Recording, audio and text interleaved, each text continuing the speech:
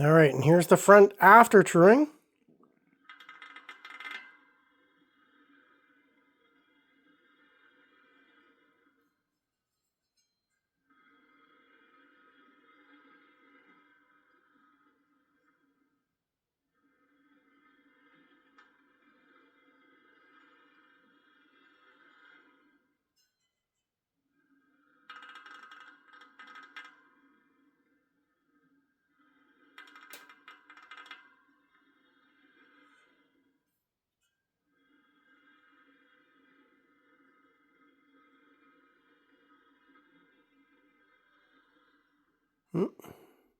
Yeah, so right around there, that's where the weld is.